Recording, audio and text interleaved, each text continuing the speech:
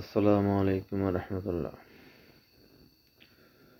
সারা পৃথিবীতে আজ যুদ্ধ আর যুদ্ধ। বিলিয়ন ট্রিলিয়ন ডলারের পরেও মানুষের চাহিদার শেষ নেই। আল্লাহ পবিত্র কালামুল্লাহ শরীফে বলেছেন, আমি যদি তোমাদেরকে এক দুনিয়া পরিমাণ স্বর্ণ দিই, তারপরে আরেক দুনিয়া পরিমাণ স্বর্ণ দিই, তারপরে আরেক দুনিয়া পরিমাণ স্বর্ণ দিই, তারপরে আরেক দুনিয়া পরিমাণ স্বর্ণ দিই, অর্থাৎ একে একে 4 দুনিয়া পরিমাণ স্বর্ণ দিই, তারপর আরেক দুনিয়া পরিমাণ স্বর্ণ তোমরা চাইতে থাকবা।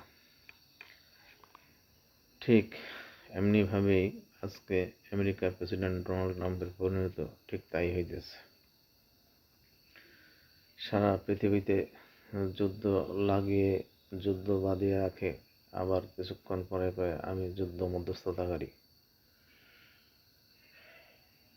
বর্তমানে ডেনমার্ক দখল নেওয়ার চেষ্টা চালাইতেছে। তার মানে তার চাওয়া এবং পাওয়ার কোনো শেষ নেই।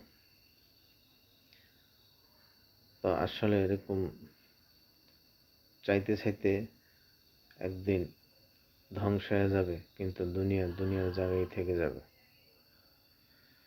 আসলে পৃথিবীতে যারা মনে করছে আমরা অনন্তকালে পৃথিবীতে বেঁচে থাকব, তারাই এই পৃথিবীর স্বপ্ন দেখে পৃথিবীতেই তারা রাজত্ব কায়েমের চেষ্টা চালিয়ে গেছে, কিন্তু দিন শেষে তারা কেউই পৃথিবীতে থাকতে পারে না। যেরকম কারুন, ফেরাউন, সাদ্দাত, নমরুদ, এমনিভাবে পৃথিবীর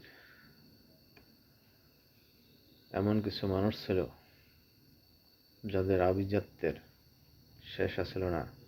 কেউ পৃথিবীতে জান্নাত তৈরি করছে, কেউ বা আল্লাহ তাকে এমন সম্পদ দান করছে যে একদল শক্তিশালী লোকের পক্ষে তার ধনভাণ্ডারের চাবি বহন করা অসম্ভব ছিল, যেমন কারণ। এমনিভাবে পৃথিবীতে আসলে দিন শেষে কেউই থাকতে পারবে না।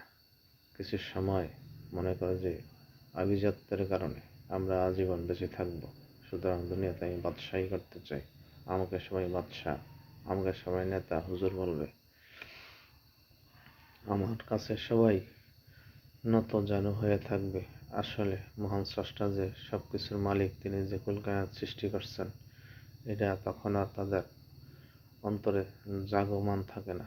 তাই তারা এই ধরনের লোভ করতে করতে একদিন তাদের পাপ হয়ে যায়, আর পাপ করতে করতে একদিন তারা ধ্বংস হয়ে যায়। আসসালামু আলাইকুম রহমতুল্লাহ।